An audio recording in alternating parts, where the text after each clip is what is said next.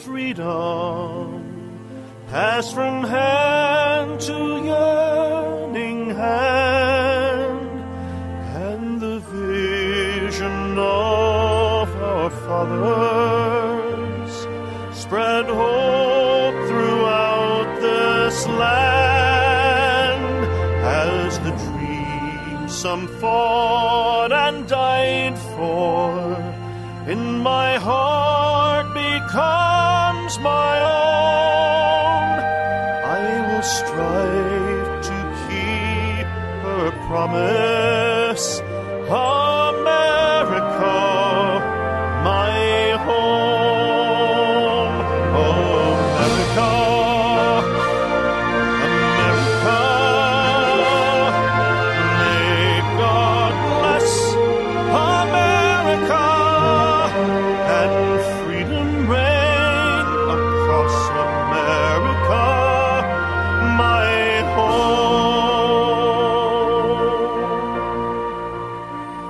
From the shorelines to the prairies, to the cities great and small, we have reaped the fruits of justice and liberty for all. So with deep appreciation for the blessings of freedom that we enjoy in our wonderful country, welcome to another edition of Character Matters. I'm Dr. George Simon. My mission for the last several years has been to help build the character of America by helping restore the character of its people. I believe that our country is great when we are great in character ourselves. I know that the quote is often attributed to de Tocqueville, who actually never said this, but it's still a reasonably poetic and beautiful thought, that America is great because it is good. De Tocqueville never said that. For the information that I have researched carefully, but nonetheless, it's a beautiful thought.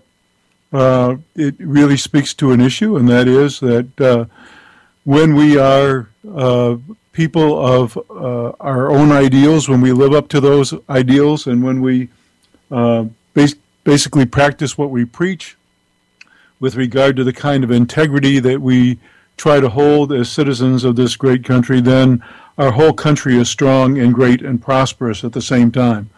Unfortunately, for the last entitlement, the age of narcissistic self-focus, and as a result, we have been in decline culturally, and that decline has impacted each individual character, and as character has diminished among our people, so has the culture further eroded. It's kind of a vicious circle, a vicious cycle of negative impact. The culture having an effect on how we develop in character, and the way we behave in character having a big effect on the culture that we build for ourselves. And we need to turn this around. As a matter of fact, I do believe that the tide is just beginning to turn. And we need a new psychology and a new sociology to really address this fact, because our old paradigms, our old metaphors have not been working very well for us. As a matter of fact, in some cases, I think they've been downright destructive. So that's been my mission for several years. And I've been writing and blogging about it for many years now, writing about it longer than I've been blogging. My first book, In Sheep's Clothing, Understanding and Dealing with Manipulative People, is an international bestseller in several foreign languages. As a matter of fact, I got word from my publisher today that we're negotiating yet 2 more foreign rights deals. This is probably because, for 2 reasons, probably because the The problem of manipulative behavior is widespread. The problem of character disturbance is widespread, and manipulative behavior itself is widespread.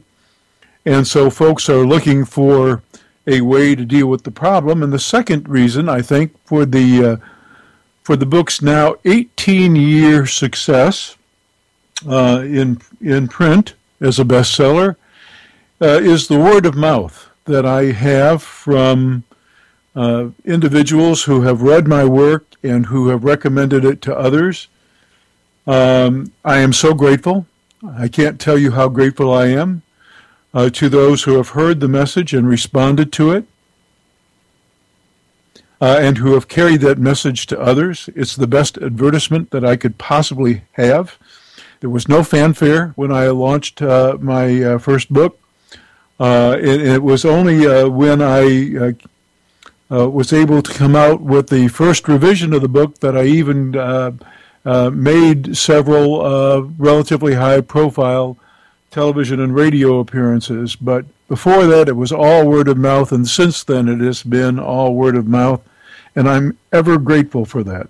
Same is true with the growth of my blog at manipulative-people.com. That's manipulative-people.com, where you can find timely articles on character disturbance, which I consider to be the phenomenon of our age.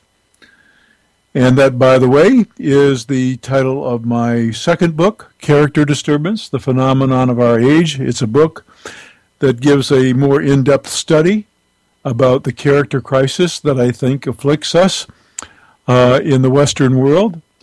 Actually, really affects us everywhere. And what we can do about it to the limits of our ability these days. And later on in the program, I'm going to be talking about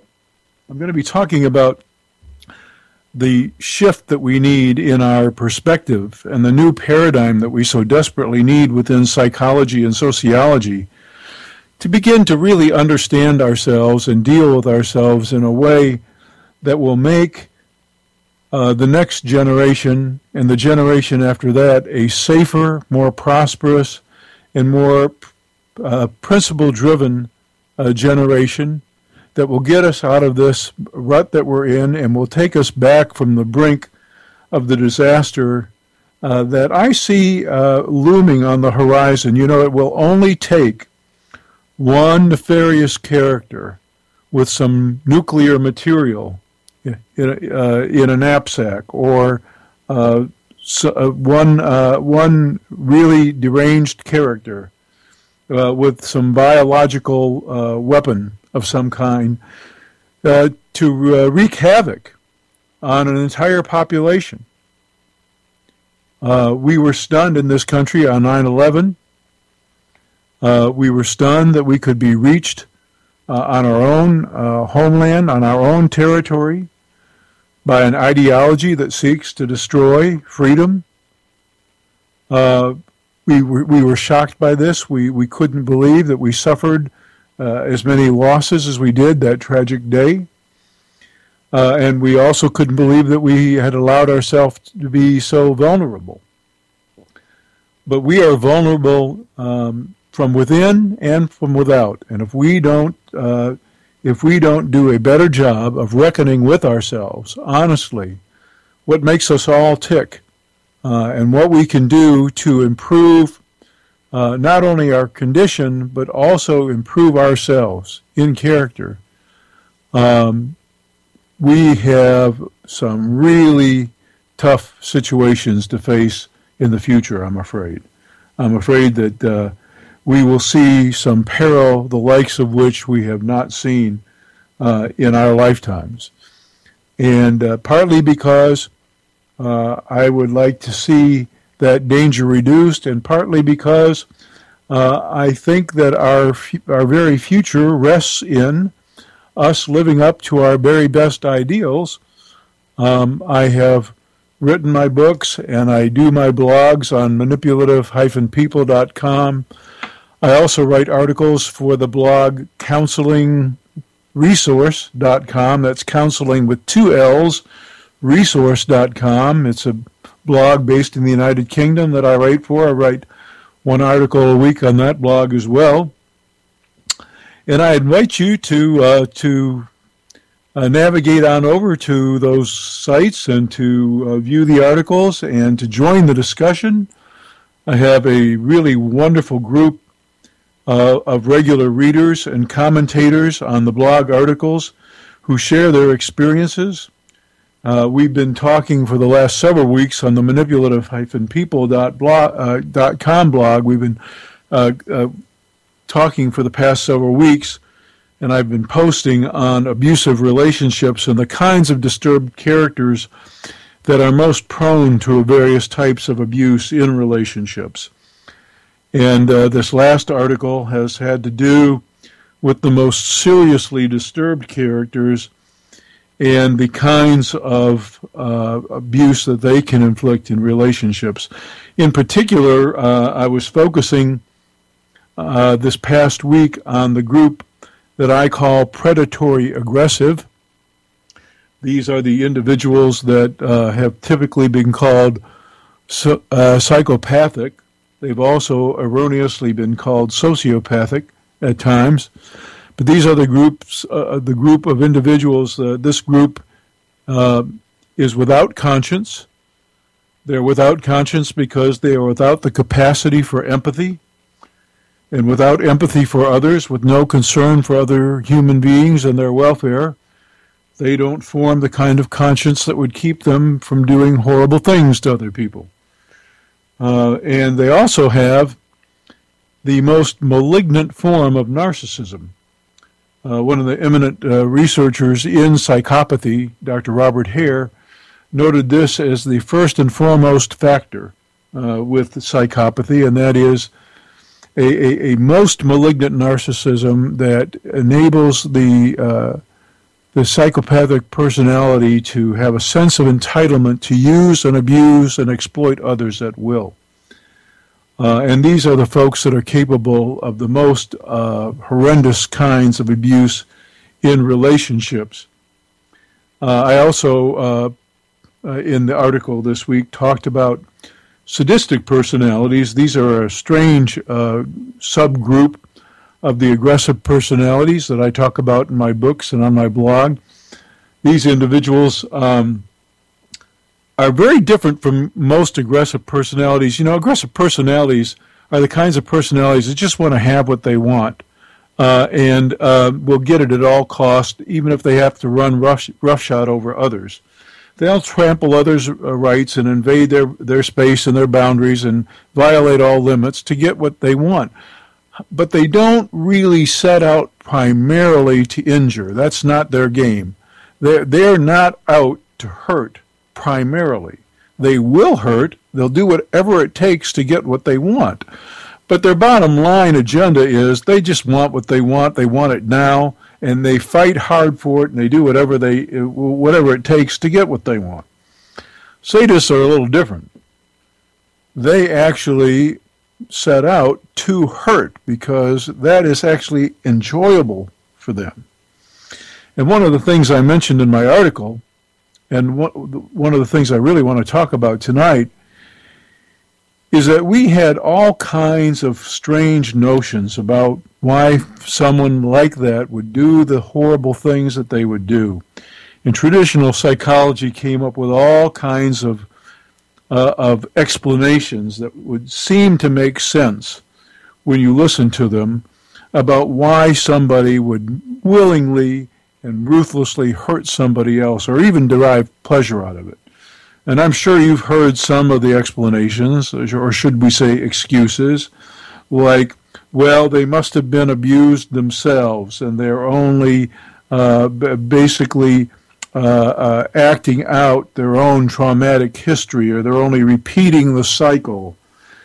Well, this is frankly hogwash most of the time.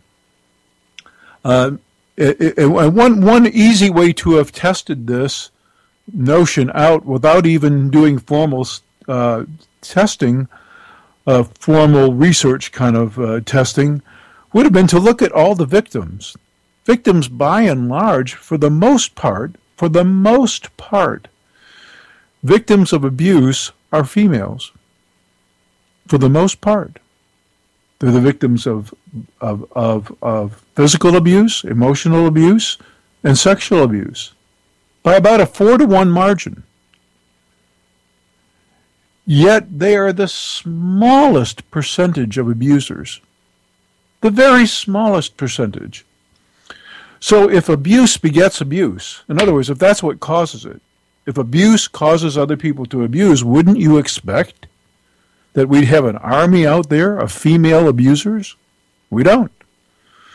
Now, we actually have hardcore statistical data that tells us that some of those old notions are not valid. But even before then, common sense would have dictated that those explanations, those traditional explanations, were not valid. And I had people writing in and commenting on the blog posts these past couple of weeks about all the horrendous things that they faced when they were trying to get some help, when they found themselves in an abusive relationship, and they went to therapist after therapist trying to get some help, and they encountered these old models that basically only enabled the problem. Hearing from the therapist such things as, well, you have to be careful not to offend the abuser's sense of self-esteem. They have weak self-esteem to begin with. That's why they behave this way. So when you yell at them or you shame them or whatever, this only damages their self-esteem even further, and this makes them want to hurt you. All this kind of really rubbish and psychobabble. Not helpful, and it didn't really help the person get out of their bad situation. And so I've heard from so many folks in that regard over the past week or two as this series of articles has been running. And I want to hear from you out there if you have either an experience to share or you have some questions to ask. Perhaps you have some questions to ask about the articles that have been written. Perhaps you want to share a firsthand experience that you've had trying to get some help without being able to secure the kind of help that you wanted. And if you want to join the conversation and you want to make a contribution, or if you just want to ask a question, please give us a call at 718-717-8296. That's 718-717-8296. We'd love to have your call. We'd love to have you join the conversation. We'd love to have you share an experience with us. So just give us a call at 718-717-8296.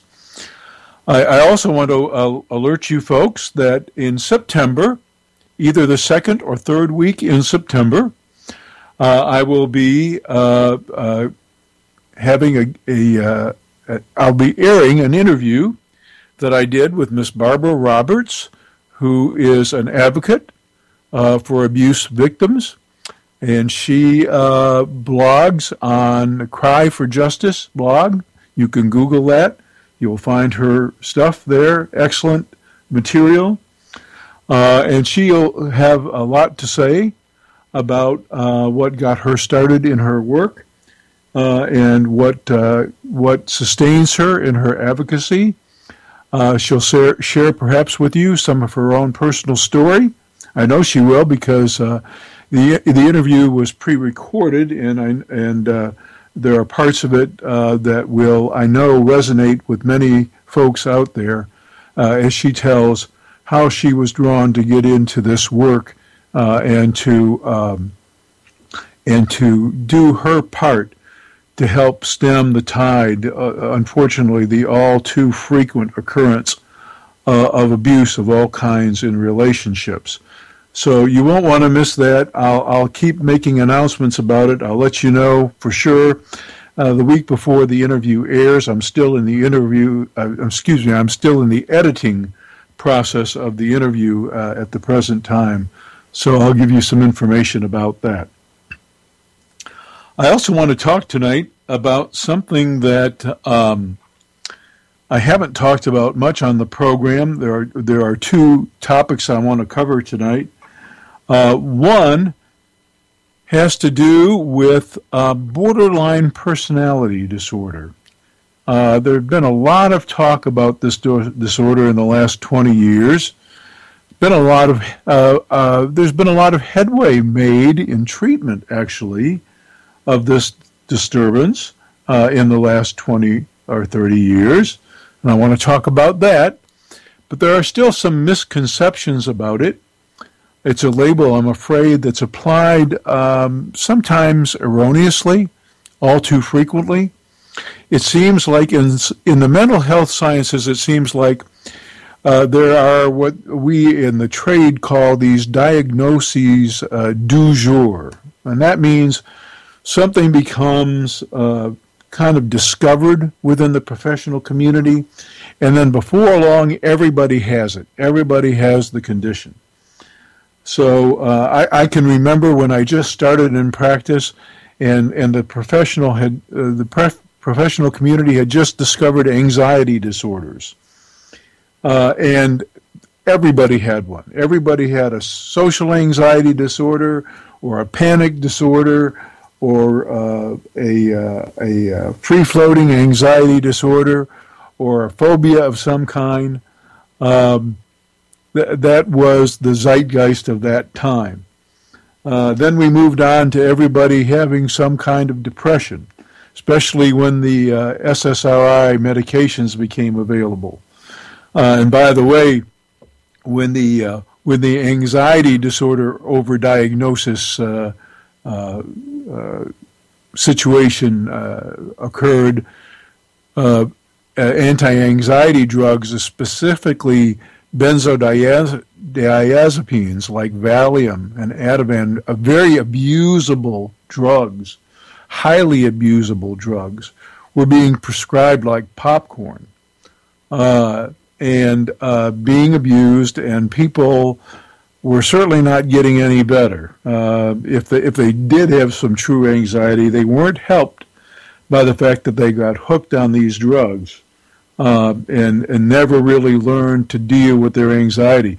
Anxiety disorders, by the way, are among the most treatable of psychological conditions. I don't know how many of you know that, but anxiety disorders are probably the single most treatable disorders of any type of disorders that are out there. And the long-term fix to these disorders, even severe panic, is not with medication. It's with certain cognitive behavioral techniques that not only take away the symptoms, but actually empower a person to remain symptom-free for a lifetime, and not only that, to actually prosper in a way that they had not been able to prosper before. Most folks who get good therapy for anxiety disturbances not only conquer their anxiety, but they end up better than before if they get the right kind of help. Getting the right kind of help is key. It's really key. And I have several articles on that very topic on both the counselingresource.com website, that's with two L's, by the way, counselingresource.com, and also the manipulative-people.com website. Many articles that you can read. If you just put in the search window that you're looking for information on getting the right kind of help or finding the right kind of therapist, you're going to get some valuable information there about what to look for when you're seeking help for a wide variety of things, especially if you're seeking help for dealing with someone who has a character disturbance. Because if you, as unfortunately many folks have found out the hard way, if you go searching for some help, if you go looking for professional help for someone who has a significant character disturbance, and you get a traditionally minded therapist who wants to do insight-oriented therapy, or who wants to work on communication skills, or uncover deep unconscious fears or insecurities, or work on self-esteem issues or stuff like that, you're going to get nowhere. You're going to get nowhere. As a matter of fact, things could get worse. Things could get a lot worse. So I urge you to make a trip to the website, venture on over to either manipulative-people.com or counselingresource.com and take a peek at those articles on getting the right kind of help. In the article that I wrote this past Friday for the Manipulative People blog, we talked just a little bit about this. And I had gotten maybe 4 or 5 emails from folks who had really been there and done that, had sought out help from a therapist. They were in clearly an abusive situation. And the elephant in the room was just never called out, and it was never called out properly, and the focus was just not where it should have been. And eventually, fortunately, in the cases at least that I'm familiar with, the folks who were in the bad situations finally just trusted their own gut instincts and got out while they could before things got so bad that could have been truly disastrous. And they had to just basically trust their gut and not buy into some of the old antiquated notions about why people do the kinds of things they do. And I think that this is going to have to be an era in which the helping professions take a serious look at the way we approach our understanding of human nature and really have within our sights a totally objective revisionism in our sights about our sociological and our psychological paradigms. We need a heck of a lot of objective rethinking of the things that we think we know about the human condition. And we need to bridge metaphors, too. We need to be able to take what we do know from some of the hard sciences, from our knowledge of our evolution, from our knowledge of anthropology, from some of the other sciences, what we know about ourselves biologically. And we need to arrive at both a new psychology and a new sociology, one that finds agreement and harmony with all the other metaphors and helps us really understand who we are, what makes us tick. You know, this thing that we call civilization, we're all trying to live in this civilized world, this is a very small blip on the radar screen of evolutionary history. It's a relatively recent event. Long before the dawn of civilization, we were tribal people. We were tribal creatures. And our animal instincts are still with us, big time. You know, the old psychology metaphors tried to convince us that we'd all be just wonderful people.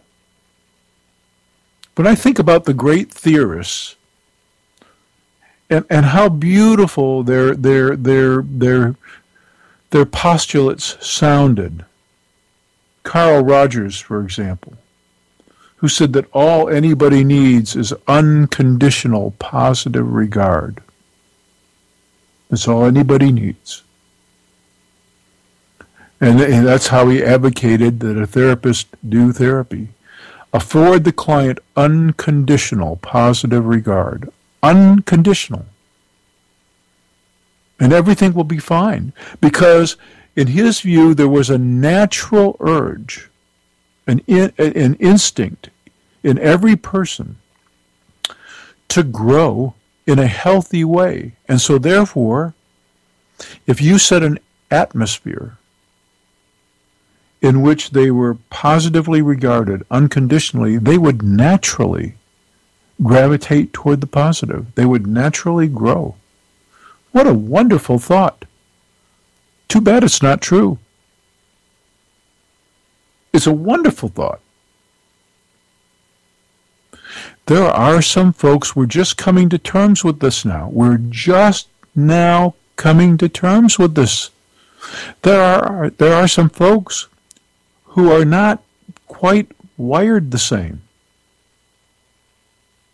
Hard to imagine, but it's true. It's part of our evolutionary heritage. Whenever we tried to explain things before, we always believed, within all of the traditional frameworks, we believed that everybody was basically wired the same. And the only thing that made people behave differently and have different personality styles was things that happened to them, traumatic things that happened to them, that shaped them in negative ways. Everybody would be good and healthy within the old traditional frameworks if they had good nurturing, a good environment. The old saying was in the behavioral school that the mind is a tabula rasa, a blank slate, just waiting to be written on by the events of human experience. And if those experiences are positive and good and wholesome and nurturing, then the person turns out fine. Well, we now know, we're now beginning to realize that some folks don't turn out fine, even given the very best of environmental circumstances.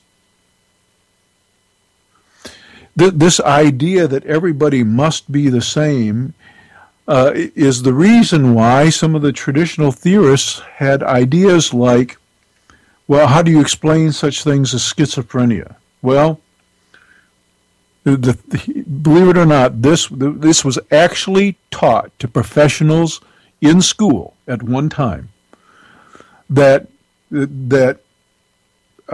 infants who got mixed messages, love-hate mixed messages from their mothers when they were being nursed, or got these mixed messages, these love-hate mixed messages during their early rearing, this is what caused them to have schizophrenia. This is what made them schizophrenic in later life. Because they couldn't get a grasp on reality. They didn't know whether they were really loved or hated. They didn't know what was real and what wasn't real. It seemed to make sense in some way. We now know, well, we've learned that schizophrenia is one of the more heritable conditions. In other words, it has a very strong genetic loading. There's a very strong genetic predisposition to the disease, and we also know that it has a biochemistry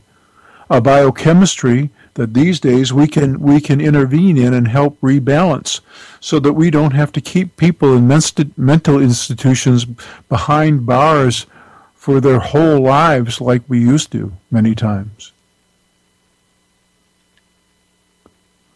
Of course, the system of care we have now is abysmal.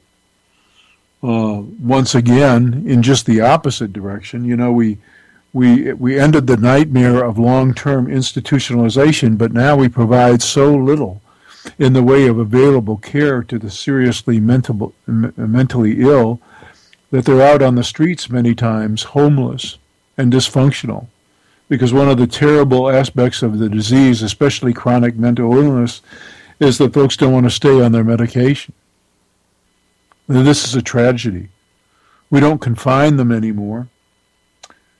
They're not on psych wards with no hope of release anymore, but also they're not getting the help they need. So we've gone from one extreme to another. But perhaps that's another program.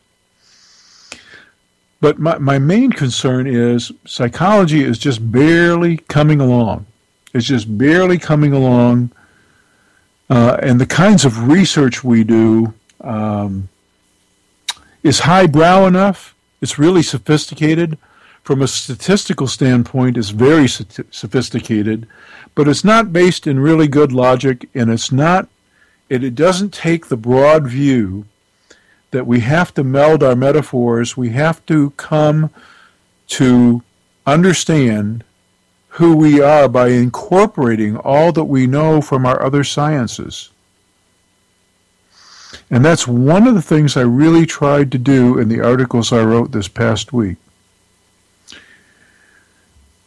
I'm really perhaps more concerned about the nature, the true nature of human aggression and what we really need to do to effectively channel it,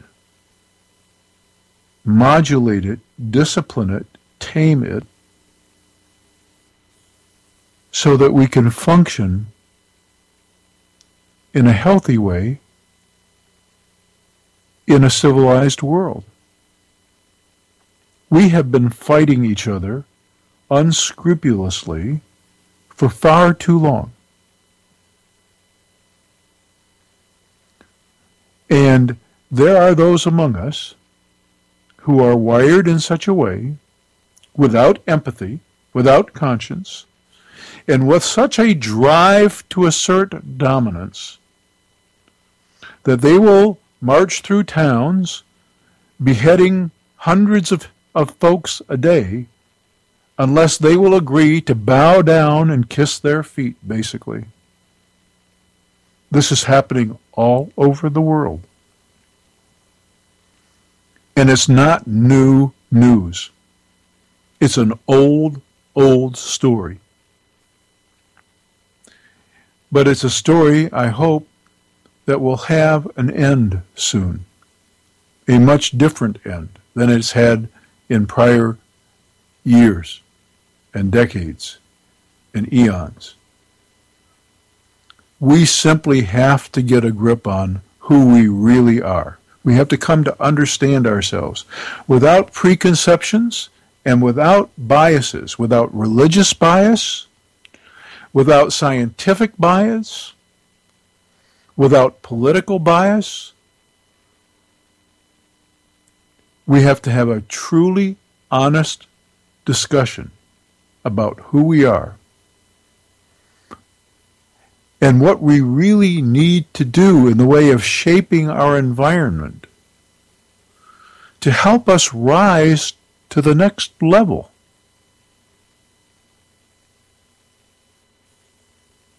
Because if we don't, we're done. And we deserve to be done. You know, the way this evolutionary plan unfolds, what it means that the fittest survive, it means that those that can adapt and function not just in harmony with the environment, but among one another. Those organisms or creatures that can do that, they last. Those that can't, don't. They disappear. Just as our early ancestors disappeared. And we do need to have a metaphor, an accurate scientific metaphor that helps us understand ourselves. I know I rail a lot about the traditional metaphors that have their place, by the way. I still use them from time to time when I'm dealing with the right kinds of individuals for whom those metaphors are at least somewhat appropriate. But they're oftentimes destructive and misguided.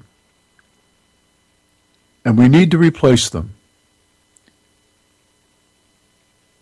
And we need to do so with an objective mindset, with an open mind, with an unbiased mind, so that we truly understand who we are and why we do the things we do. We face many, many threats out there these days to our prosperity. American prosperity has waned dramatically in the last 15 years. We are not as prosperous as we are. Our children are not doing better than we did. As a matter of fact, they do not have the kinds of futures ahead of them. Someone graduating college with a bachelor's degree today is fortunate to have an entry-level job that barely makes a wage under the median wage. This is a travesty. This is a travesty. More and more wealth is concentrated into fewer and fewer hands. We're not creating opportunity for ourselves. And we're doing just about everything wrong to try and turn the tide. What will change things and what will make the difference is when each and every one of us are in character all that we can be. And when we're left alone to innovate, to take care of ourselves and each other, we will prosper once again. It is that simple. That's how we got where we got at the pinnacle of our success, and that's what will get us back there. Our problems, political and economic, all those problems, all lead us back to the character issue. They all do. There isn't a political debate that we can have or an economic debate that we can have that you can't lead back to the character issue and the character crisis that we face today. So that's my mission. That's been my mission for several years. Character Matters. That's why I titled this program Character Matters. And I know that there are more and more folks coming to the same opinion. I know that folks have examples to share. I know they have their own personal experiences. If you're one of them and you want to join this conversation, call us at 718-717-8296. That's 718-717-8296. Be happy to take your call. I said that I was going to say a few words about borderline personality disorder.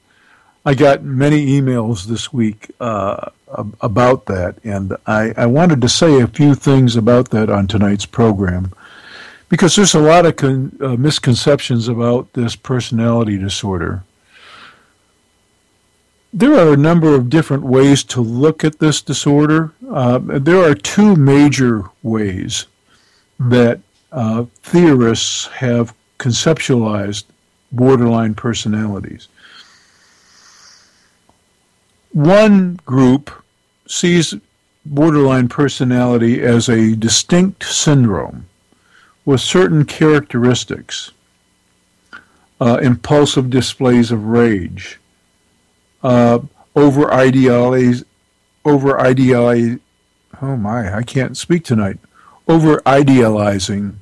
at the onset of a relationship, only to be disheartened and to be overly clingy and fearing of abandonment once the relationship gets going, being unstable in mood, very erratic in mood, unpredictable mood swings and unpredictable behavioral swings, impulsive, self-destructive acts, self-mutilatory behaviors, self-damaging behavior of all types, high risk of suicide. These exterior features are thought to define a syndrome that defines basically borderline personality.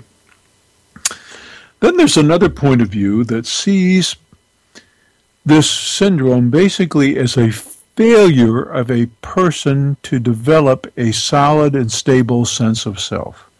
In other words, it's a failure of one's personality to come together and to congeal into a distinctive, integrated whole. In other words, the person doesn't really have a good, solid concept of who they are. It's a disorder of the self. And we find that this is more common in individuals who do have severe trauma in their early histories.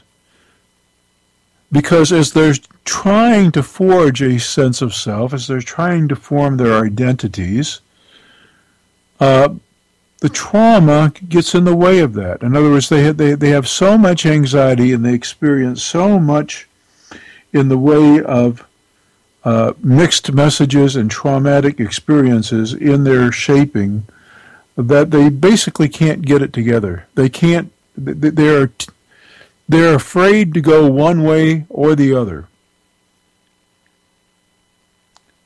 They're too anxious and unsure of where to turn for support or how to respond to their environment. And they just basically can't put together for themselves a sense of identity, of who they are, how they want to cope with life, how they want to see the world, and then deal with the world. That's what personality is. That's what personality is. It's our own unique style of perceiving and relating to the world and others. That defines our personality. It's the stylistic way in which we see things, how we perceive our relationship to the rest of the world, and how we tend to interact with the world. And for borderline personalities, everything that they have tried in that regard has been so fraught with anxiety many times due to the tremendous trauma that they've experienced. So they never were able to develop a solid, stable sense of self. They were never able to get it together and decide, what kind of world is this and how do I deal with it? They just don't know. They really don't. This is one of the reasons why they have such dependency features built into their personalities, because because not knowing how to cope on their own, they oftentimes cling really viciously, really unnervingly cling to others and fear tremendously abandonment. They live in dread of being abandoned because they don't think that they can really deal with this world on their own, and so they basically try to cling to others. But they also kind of repeat that love-hate thing, and so they tend to cause trouble for those very folks upon whom they depend the most. And they invite constant rejection, which it becomes kind of a self-fulfilling prophecy for them. So I wanted to say a few words about this because I get a lot of mail from folks wanting to understand this disorder. And I've written about it in both my books. In Character Disturbance, you'll find a better treatment of it. there's a section on borderline personality styles, and I also explain why, given this perspective that borderline personality has a failure, is really a failure of one's personality to congeal or coalesce, I explain why not all borderline personalities are alike, because all of us have various traits in our personality that are present to some extent, and some of those traits predominate. Some of those are more dominant over others, more present than others, are more intensely present than others. And so borderlines, for example, who have antisocial traits in their personality are very, very different from, say, borderline personalities who have very prominent dependent traits in their personality. They're very different from borderlines who have have prominent histrionic traits in their personality. No borderline personality is the same, and that's why. Because it's a failure of the personality to integrate, to come together, and to develop a stable sense of self. But nonetheless, there are certain traits that are present in everyone, and those traits are present to a stronger or a lesser degree, to a greater or lesser degree in each personality, and that makes each person different, makes each borderline personality different, depending on what other traits are prominent in their personality. So I wanted to say just a few words about that. One of the reasons I wanted to say something about that is these days it's becoming very common for individuals who are abusive in their relationships to be labeled either as having borderline personality disorder or at least borderline personality traits, or to be labeled as having other conditions such as bipolar disorder.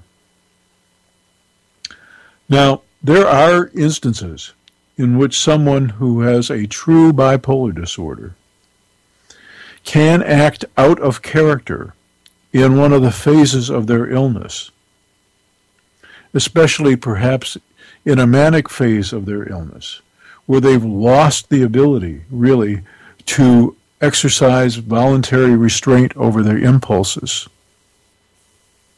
Or they have become so grandiose, so psychotically grandiose, that they feel invincible. Folks in these kinds of states can and do become, at times, abusive. And it's out of character for them. They're in the throes of an illness, of a psychosis. And without proper assistance and without proper medication, they can be capable of some really detrimental things. But this is the rare occurrence. Unfortunately, these labels are used all too often these days, unnecessarily and inappropriately, without just cause. And many times it's to justify the use of certain medicines. You know, there are certain medicines that you can give folks. For example, some of the selective serotonin reuptake inhibitors, the SSRIs, and some of the mood stabilizing medicines can really help a person who's had problems with impulse control. So you give these medicines, many times they're meant for people who really have bipolar disorder. You give these medicines to people who are having problems controlling their impulses, and lo and behold, they really help. And so to justify the fact that you've given these medicines, many times you might diagnose bipolar disorder even when that's not really what's wrong with the person. So that's an unfortunate circumstance that occurs all too frequently these days. And that's one of the reasons why there's so much confusion out there about some of these diagnoses. So I answered a lot of emails this past week with regard to those two conditions, and I'm just hoping that in doing a little explaining about that here, that maybe some of you folks who have had some questions about that got some helpful information. Once again, as we're getting now close to the final moments of the program, I want to invite anybody who wants to join the conversation or to share an experience or ask a question to give us a call at 718-717-8296. That's 718-717-8296. I also want to let you know that I'm going to be taking a break in the last weekend of the month. It's the Labor Day weekend. That weekend we will have a replay of one of the programs.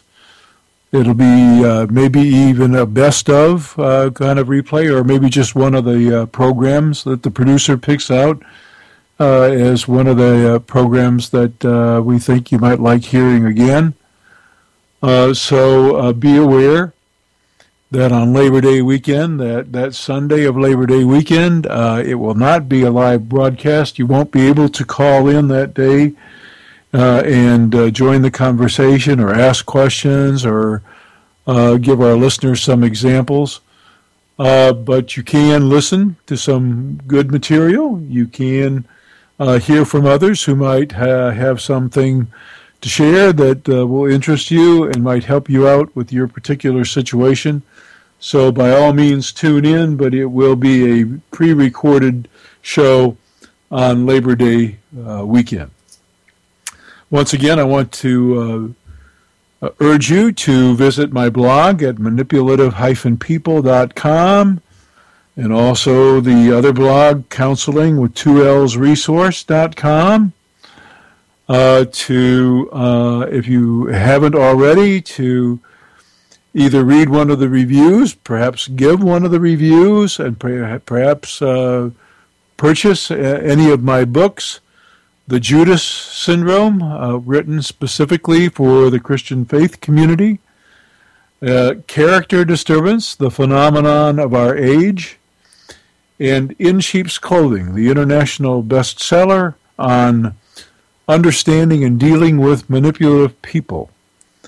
The landmark book, and still widely regarded as the definitive book on understanding and dealing with those folks who would manipulate and exploit you by pulling your emotional strings. So I would invite you to go to the blogs and read the articles, or to lay hands on the books and become familiar with my material. I also invite you to tune in every Sunday at 7 p.m. Eastern Time to Character Matters, where we'll be talking about what I consider to be the defining issue of our time, and that is character. It really matters. And once we do a better job in the professional field of understanding why we human beings do the things that we do and how to help us rise to a better level, and once we understand ourselves better, understand ourselves and understand why it is that we do the things we do, why we really do the things we do, and we have tools to help us rise to a better level, then we will not only be great individually, but we will once again restore a greatness to this country that hasn't been seen in quite some time. We will transcend this age of entitlement and this age of needless conflict and division, and we will arrive at a new time, a new era. See you next week.